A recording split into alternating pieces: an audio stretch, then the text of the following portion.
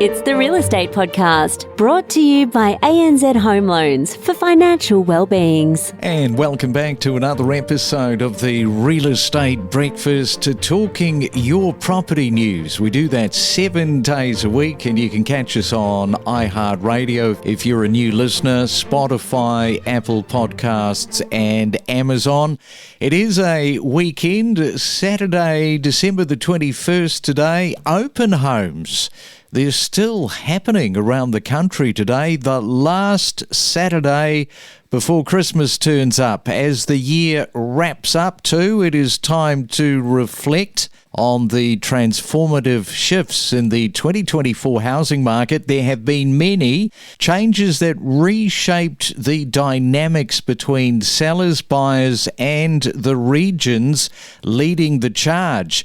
Joining us once again to break it all down and to share his expert insights is Anthony Landahl, Managing Director and Mortgage Broker at Equilibria Finance. And good morning to you, Anthony. Do all that final last prep in terms of your Christmas shopping. Are you organised? Good morning, Craig. And as you would imagine, like all good business owners at this time of year, there's a lot of last minute shopping and rushing around going on. So short answer is no. It's a good time of year with family and friends. It's amazing how many people do this last minute shopping and they say to themselves, never again, I'm going to be organised next year. What happens? Same thing happens. Yeah, I know. It's a trend. But anyway, it is a good time of year. The summertime, everyone gets a bit of a break and time to spend with important people in their lives. Yes, it's definitely a time to be spending with friends and family over the Christmas, New Year period. Now, if you're listening to us this morning, contemplating the year of real estate that you've had, how do you look at the breakdown? There are, of course, these highs and lows in any one year. We've got the ups and the downs, the turnarounds. Is 2025 going to be a turnaround year for you? Now, we live in hope, don't we, that is going to happen? And stability is a much underrated word in real estate. So, Anthony, for you, where does the housing market stand as we do close out the year for 2024? Yeah, stability is an interesting word in the context of the housing market. We've had another very volatile is probably too strong a word, but a mixed year in the market. We've seen growth over the last 12 months of another 5.5% nationally, but that growth is very skewed towards some of the more affordable states. Perth, its growth is over 20%. Brisbane and Adelaide around 15%. Sydney's had reasonably strong growth, but it's in single digits. We've actually seen a couple of the other cities, Melbourne, Canberra, Hobart and Darwin, have recorded some negative growth recently. So it has very much been a split market. National values continue to grow. However, what we are probably seeing as we come into the end of 2024 is momentum leaving the market. Housing values have risen the last 22 months since January 2023, a total of 14.5% in that time. So as an asset class, very, very strong growth nationally. An interesting stat, Craig, I'll leave on and then we can keep moving, is the housing market as an asset class has grown from $7.4 trillion 5 years ago, and it's now the value of it over $11.1 trillion, which is some incredibly strong growth over the last 5 years in the value of our total housing market. Yes, that's a really big stat. And I think the loss of momentum, that's a pretty key observation, heading towards the end of 2024, because at the start of the year, vendors still had the controlling arm of the buy-sell ratio. But as the year moved along, we could see that was changing to become a buyer's market.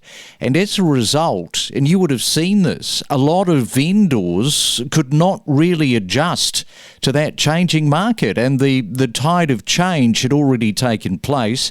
And vendors left their properties on the market way too long. Many of those first offers that had come in during the first week of the campaign they were dismissed by many vendors and they ended up being the best offer, and what the sell price was, they ended up going backwards from that initial offer. So, Anthony, looking back on 2024, we've seen a shift from a seller's market to a buyer's market. In your mind, what drove that change? It's a really good observation, and it's happening for a number of years. We just had such a competitive market with the low interest rates, with shortage of stock and high migration levels, and the market just grew and grew. So the market is genuinely losing momentum. There's a number of reasons for that. One of them is an increase in stock. As you've observed, we have got increased levels of supply. We are getting a subdued demand. And what we're seeing in the market is affordability pressures are really, really starting to bite. It now takes over 10 years to save for a 20% deposit. And the percent of income required for a family to cover their mortgage has grown from about 36% to now over 50% of their family income is being used to cover the cost of a mortgage. So affordability constraints are biting.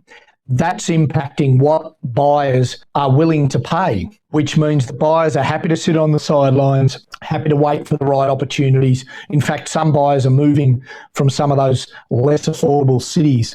And there's a bit of a shifting outlook on inflation and whether interest rates are going to drop early in the year or middle of the year.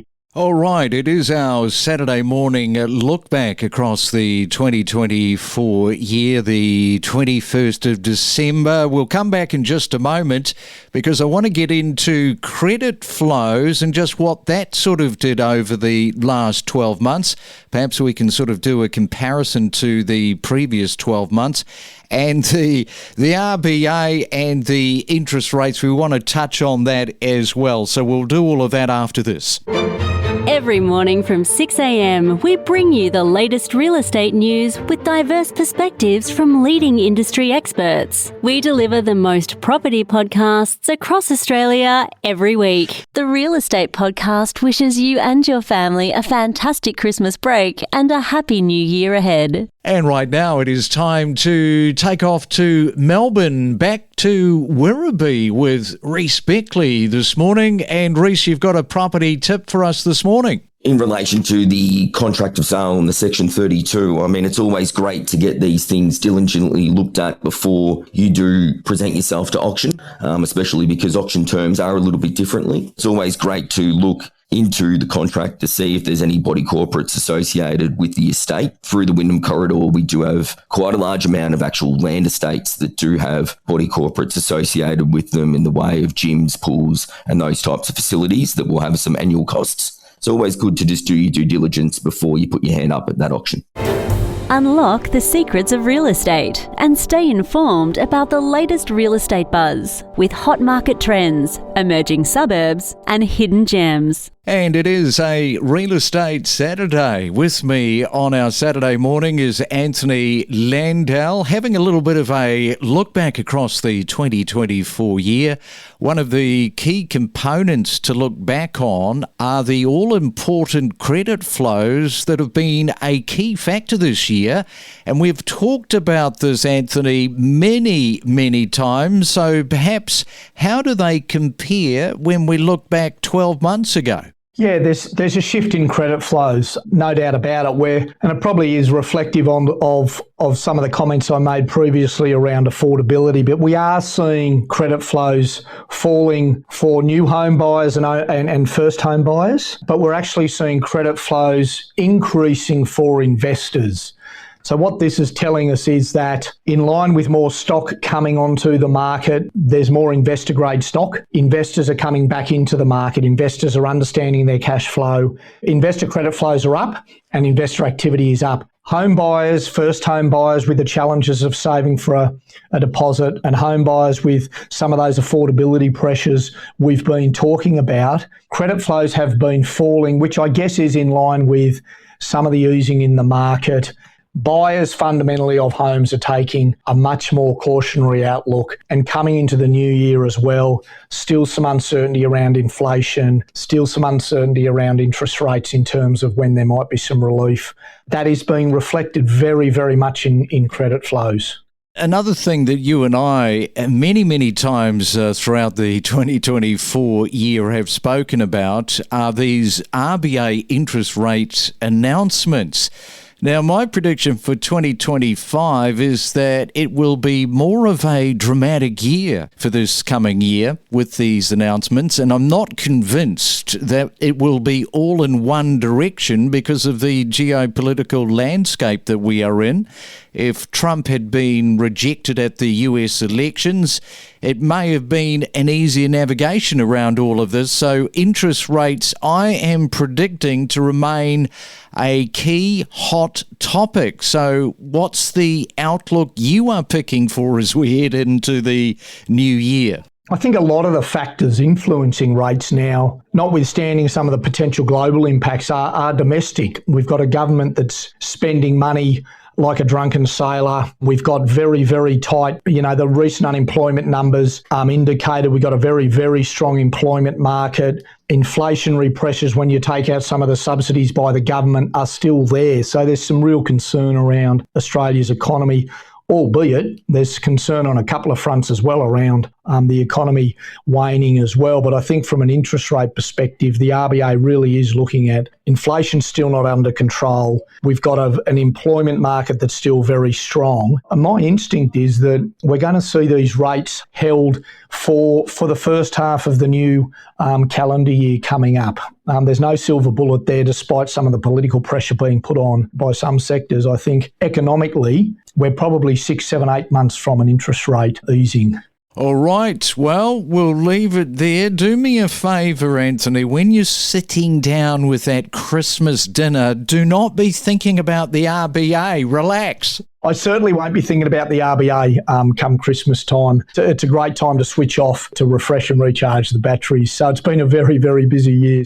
Yes, well, you have yourself a fantastic Christmas, New Year. We're going to catch up with you the other side. I believe it's on the 4th of Jan. So we'll find out how you spent your New Year's. Go well and talk to you then. Looking forward to it. Thanks, everybody. Why blow your advertising budget on ads people ignore? Connect your business to our niche real estate audience. It's a targeted way to reach the right people. We have over 1,000 episodes on real estate, the largest property podcast library in Australia. Our email address is myrealestatepodcast@gmail.com. And good morning to you, Brian. You say that 435k is equating to 1 million dirhams. So tell us a little bit more about that. Exactly, Craig. Good morning. It's really a pleasure to be here. So as you said, 435,000 Australian dollars equates to 1 million dirhams. Now, for 1 million dirhams in the market at the moment, currently, you could buy a brand new apartment, furnished or unfurnished. This would be in locations that would be really close to your main focal points of Dubai.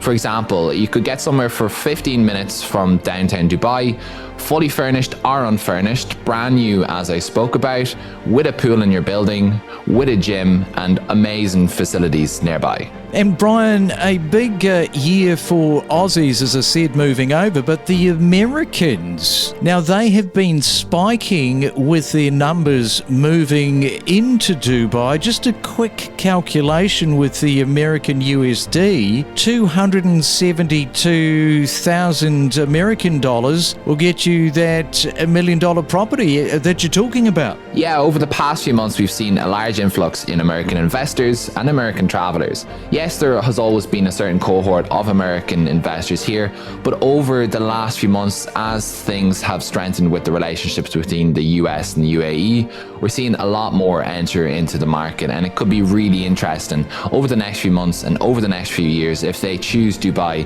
as an attractive opportunity for investment, an attractive opportunity to move and work and live. We connect you to the best real estate information across Australia. The Real Estate Podcast.